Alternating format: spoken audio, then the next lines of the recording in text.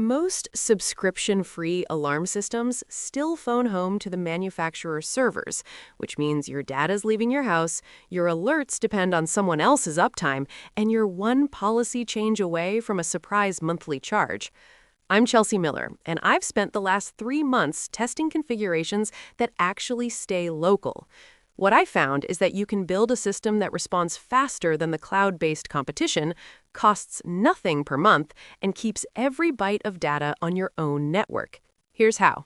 You're listening to the Smart Home Setup Podcast. Quick note before we dive in. The research, testing, and writing here are all done by real people, verified and fact-checked the old-fashioned way. But the voice you're hearing is AI-generated. Just wanted to be upfront about that. If you've been listening for a while, thank you. It means a lot that you're here. And if you're new, welcome aboard. We release new episodes every Monday, Wednesday, and Friday, covering smart home tech that prioritizes privacy, local control, and zero subscriptions. Let's jump in. You don't need a subscription to protect your home. I'll show you how to build a security alarm with no monthly fee using locally controlled hardware, open source software, and protocols that don't phone home. This guide walks you through every step, from choosing the right sensors to configuring automation rules that trigger alerts without cloud dependencies. I spent 3 months testing various configurations after discovering that most so-called subscription-free systems still route alerts through manufacturer servers. The setup I'm detailing here operates entirely on your local network. When a door opens or motion is detected, your alarm triggers within 200 to 400 milliseconds, faster than most cloud-based systems, and sends notifications directly to your phone without touching a third-party server. This is an intermediate-level project. You'll need basic networking knowledge and comfort with configuration files. Time-wise, expect 4 to 6 hours for initial setup, plus another hour or 2 for testing and refinement. Here's what you'll need. Home Assistant running on dedicated hardware, that's a Raspberry Pi 4 with at least 4 gigs of RAM, or a mini PC for better performance. A Zigbee coordinator USB dongle like the Con B2, Sonoff ZB Dongle E, or SkyConnect for Thread and Matter compatibility. Zigbee contact sensors, minimum 4 to 6 for doors and windows. I use Aqara or Third Reality sensors. Zigbee motion sensors, 2 to 4 depending on coverage needs. A local siren or alarm that's Zigbee compatible or Z-Wave. Avoid Wi-Fi models that require cloud activation. A network switch or router with VLAN support, optional but recommended for network isolation. A notification device, which is your smartphone with the Home Assistant companion app, or a local-only Zigbee button panel. A micro SD card, 32 gigs Class 10 minimum, or an SSD for Home Assistant OS installation, and an Ethernet cable. Wi-Fi works, but wired connections reduce latency. Optional but valuable additions, a Z-Wave USB stick if you're mixing Z-Wave sirens or sensors, a PoE-powered security camera with RTSP support for visual verification, and a UPS battery backup to keep your system running during power outages. Let's start with installing Home Assistant on local hardware. Home Assistant is the brain of your security alarm setup with no monthly fee. Unlike proprietary systems that funnel data through manufacturer clouds, Home Assistant runs entirely on your network. Download Home Assistant OS and flash it to your micro SD card using Etcher or Raspberry Pi Imager. I strongly recommend using an SSD instead of an SD card if you're running on a Pi. SD cards fail frequently under constant write and read operations, and discovering your security logs are corrupted isn't fun. Boot your device and access the web interface at homeassistant.local:8123. Complete the initial setup wizard, but skip all cloud integration offers. You don't need Nabu Casa, their paid cloud service, for local automation, though they'll suggest it's easier. It's not necessary, and it creates an attack surface. During my first build, I made the mistake of enabling automatic updates. A bad update bricked my system at 2 a.m. when motion detection failed. Now I review change logs and update manually during daylight hours. Set automatic updates to disabled in Settings, System, Updates. Network the device via Ethernet if possible. Wi-Fi adds 50 to 150 milliseconds of latency to every automation trigger. When a door sensor fires, that delay compounds. Sensor to coordinator, coordinator to home assistant to siren. Wired connections typically respond in under 200 milliseconds total. Wi-Fi can stretch to 500 milliseconds or more. Critical privacy step. Disable all external access in Settings, Home Assistant Cloud, disable. Block Home Assistant from reaching the internet entirely using router firewall rules if you want absolute certainty. Your system should function perfectly without ever touching an external server. Now, adding your Zigbee coordinator and pairing sensors. Plug your Zigbee coordinator USB dongle into your Home Assistant device. Navigate to Settings, Devices and Services, Add Integration, Zigbee Home Automation, or ZHA. ZHA is Home Assistant's native Zigbee stack. It runs locally and doesn't require manufacturer bridges. Select your coordinator from the detected devices list.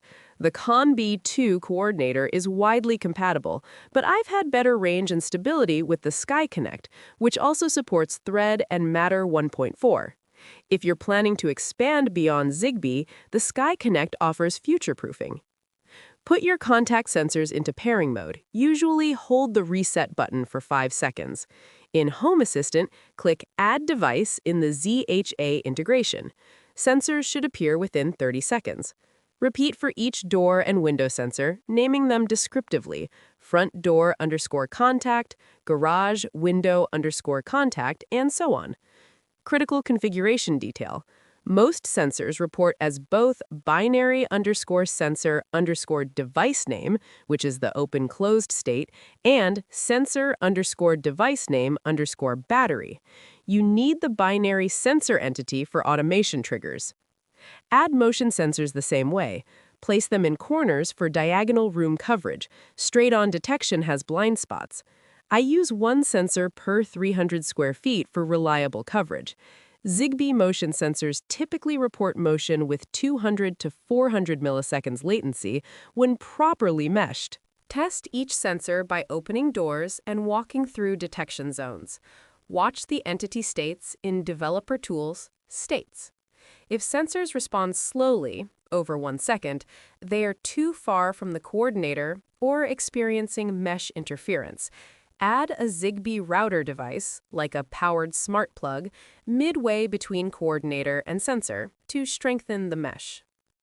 Zigbee operates on 2.4 GHz, the same band as Wi-Fi. Channel 11 on Zigbee conflicts with Wi-Fi channels 1 through 6. Set your Zigbee network to channel 25, which conflicts with Wi-Fi 11 through 13, which most routers avoid, in ZHA configuration. This single change dropped my false triggers from 3 to 4 per week to 0. Next up is configuring arming and disarming controls.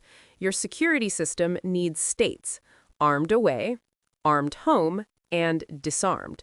Home Assistant's manual alarm control panel integration provides this without cloud dependencies. Add this to your configuration.yaml file, which you'll find in Settings, Add-ons, File Editor. The code creates an alarm control panel with platform manual, name, home alarm, and a code. Change the default 1234 to your actual PIN. Set code arm required to false, arming time to 30 seconds to exit before alarm arms, delay time to 30 seconds to disarm after entry trigger, and trigger time to 600 seconds for how long the alarm stays triggered. For disarmed state, set trigger time to 0. For armed home, set arming time to 0 and delay time to 0. This configuration gives you 30 seconds to leave after arming and 30 seconds to disarm when entering. The armed home state has no delay, useful when you're sleeping and want instant alerts. Fallback behavior. If Home Assistant crashes or loses power, the system defaults to disarmed. This is actually preferable to a locked armed state that prevents entry. Combine with a UPS to maintain power during outages. Create arming controls using a dashboard card or physical Zigbee button. I use a third reality Zigbee button mounted near my door. Single press, arms away. Double press, arms home. Long press, disarms. Configure button actions in automations. The YAML looks like this. Trigger on event type ZHA event with the device ID of your button and command single, then action calls alarm control panel dot alarm arm away, targeting your home alarm entity. You can also arm and disarm via the Home Assistant mobile app, but I recommend a physical control. Apps can glitch, phones die, and cloud-based apps fail when you're offline. A local Zigbee button always works. Now we're getting to the meat of it. Building your security alarm with no monthly fee becomes functional. You need automations that trigger when sensors detect intrusion while the system is armed. Create a new automation in Settings, Automations, and Scenes. Create automation. Use the YAML editor for precise control. Here's an example called Security Front Door Breach. The trigger is when binary sensor.frontDoorContact changes state to on. Contact sensors report on when open. The condition checks if alarm control panel.homeAlarm is in either armed away or armed home state. The action calls alarm control panel.alarm trigger, sends a mobile notification with the message alert, front door opened while armed, and title, security breach, then turns on your Zigbee siren. Critical logic detail. The condition block ensures the automation only fires when armed. Without it, the siren triggers every time you open the door, regardless of system state. Ask me how I learned that at 6 a.m. Create separate automations for each entry point. Doors, ground floor windows. I don't trigger on interior motion while armed home. You need to move around at night without setting off alarms. Motion sensors only trigger in armed away mode. For motion-based alerts in armed away, the automation looks similar. Trigger on motion sensor state change to on, condition checks for armed away state, actions trigger the alarm, send notification, and if you have RTSP cameras integrated, save a camera snapshot locally. The snapshot action targets your camera entity and saves the file to config/www/snapshots with a time-stamped file name. Snapshots stored in that directory are accessible via your local Home Assistant URL. Expected latency. From door opening to siren activation, you should see 200 to 500 milliseconds total with a wired coordinator and good Zigbee mesh. Wi-Fi coordinators add 100 to 200 milliseconds. Cloud-based systems typically take 2 to 5 seconds, an eternity when someone's forcing entry. Let's talk about adding local sirens and visual alerts. A silent alarm is useless if you're not monitoring notifications. You need local, loud feedback that scares off intruders and alerts neighbors. Zigbee sirens like the AOTech Siren 6 work well but require Z-Wave, not Zigbee, despite the name. If you're Zigbee only, the HS2WD-E is fully Zigbee 3.0 compliant and integrates directly with ZHA. Add your siren to Home Assistant via the same pairing process used for sensors. The device exposes as a switch entity, like switch.siren, and sometimes an alarm entity with adjustable volume and tone. Create an automation that activates the siren when the alarm triggers. The alias is security, activate siren on alarm trigger. Trigger when alarm control panel.homeAlarm changes to state triggered. Action turns on the siren switch, waits 600 seconds to match the trigger time from your alarm config, then turns off the siren. The delay ensures the siren runs for the full trigger duration, then auto shuts off. Without it, you have to manually silence it, which is problematic if you're away. Add visual indicators for at-home awareness. I use Zigbee smart bulbs, Philips Hue or IKEA Trådfri, that flash red when the alarm triggers. The action turns on the light with RGB color set to red, brightness at maximum, and flash set to long. This provides silent mode operation for armed home, visual alerts without waking the whole house. Reliability factor. Zigbee sirens run on batteries that last 6 to 12 months. Test monthly by manually triggering the alarm in Developer Tools, Services, Alarm Control Panel, Alarm Trigger. I discovered my siren battery died 3 months into deployment, only found out because I test religiously now. Moving on to configuring mobile notifications without cloud services. Most security systems send alerts through manufacturer cloud servers. Your data, location, and activity logs pass through third-party infrastructure. We're bypassing all that. Install the Home Assistant companion app on your phone. During setup, deny location permissions and disable external access. The app communicates directly with your Home Assistant instance over your local network. Configure notifications via push. Go to Settings, Mobile App, Notifications in Home Assistant. The notification service call looks like this: notify.mobile_app_your phone name, with data containing the message, title, and additional data fields. Set TTL to 0 for time to live, which forces immediate delivery instead of batching. Priority High bypasses Android battery optimization. Channel Alarm Stream creates a notification category you can customize with distinct sounds. Critical limitation. This only works when your phone is on your home network. Leave your Wi-Fi range and notifications fail unless you set up a VPN back to your network, but that introduces external exposure I generally avoid. For remote access without cloud dependencies, run WireGuard VPN on your router. Your phone connects to your home network as if local, and notifications route directly through the encrypted tunnel. I use the setup when traveling, and I verified 0 data leakage to external servers. Alternatively, use a local-only notification method. Zigbee button panels mounted in bedrooms, or Zigbee bulbs that flash distinct patterns. I have a red bulb in my bedroom that pulses when the alarm triggers. It wakes me instantly. No phone required. Now for testing, refining, and documenting fallback scenarios. Your system is configured but untested. Before relying on it, simulate failures and verify behavior. Test every sensor by triggering it while armed and confirming siren activation and notification delivery.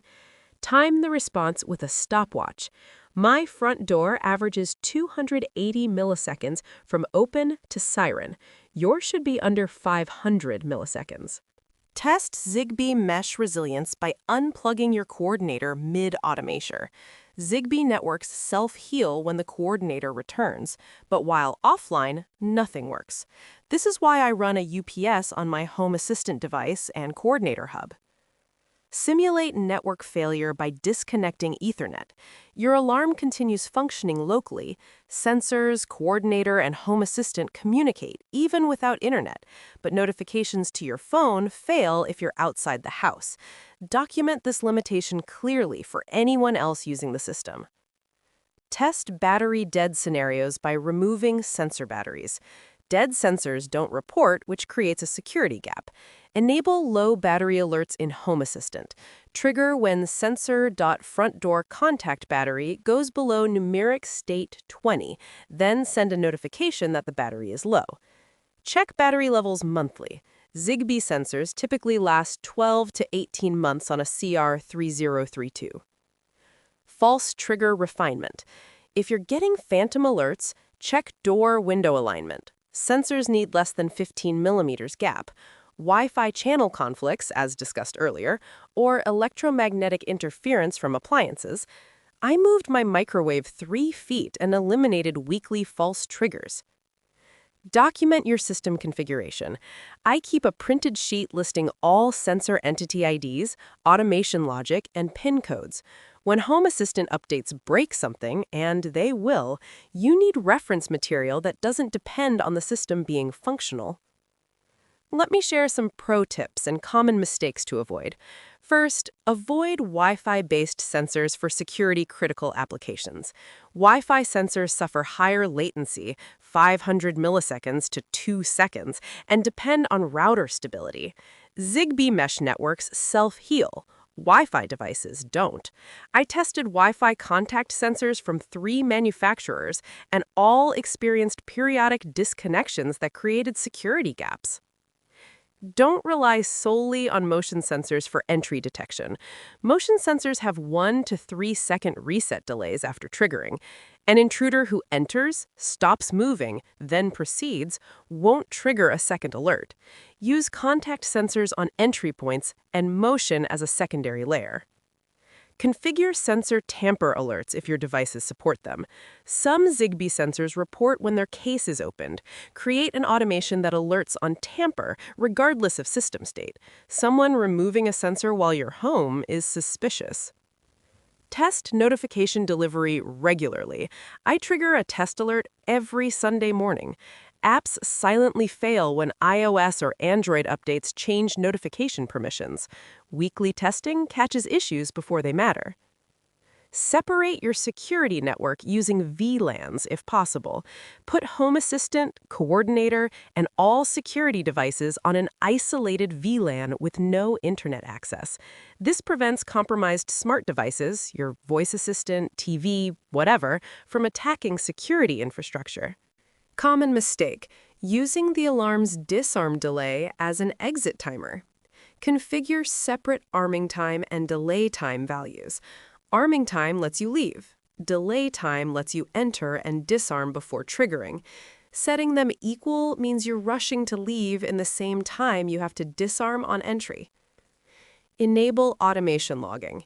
In Settings, System, Logs, set logger to debug for homeassistant.components.automation.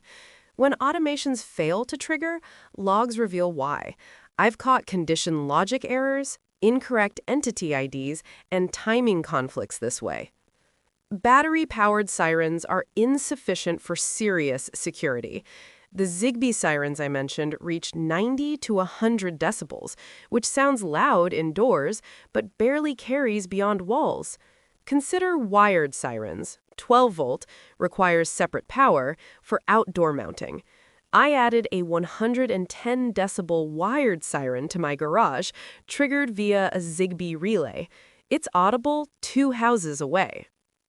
Now for some frequently asked questions. Can you integrate subscription-free security cameras into this alarm system? Yes, but only if your cameras support local protocols like RTSP, ONV, or direct MJPEG streams. Avoid cameras that require manufacturer cloud accounts for live viewing. Home Assistant integrates with local cameras via the generic camera or ONV integration, allowing you to capture snapshots or video clips when alarms trigger. I use Real-Link PoE cameras with local NVR recording and RTSP streams to Home Assistant. When motion triggers, the automation saves a 30-second clip to my local NAS. No cloud, no subscription. Latency for camera snapshot integration adds 500 to 1,000 milliseconds to total response time, depending on camera resolution and network conditions. How reliable is a Zigbee mesh network for security compared to professional monitoring systems? Zigbee mesh reliability depends on network design and powered router node placement. A well-configured Zigbee network with 5 to 10 powered devices, smart plugs, bulbs, distributed throughout your home achieves 99% plus uptime in my testing over 18 months. Professional systems use cellular or landline backhaul, which handles internet outages. Your Zigbee setup doesn't. However, Zigbee networks operate independently of internet connectivity, so router reboots or ISP failures don't affect local alarm triggering. The weakest link is power. A whole home outage disables battery-powered sensors after 12 to 24 hours when they can't reach the coordinator. Run Home Assistant and your Zigbee coordinator on a UPS for at least 4 to 6 hours of backup power. Professional systems with cellular backup are more resilient in extended outages, but you're trading that resilience for monthly fees and cloud data exposure. What happens if Home Assistant crashes while the system is armed?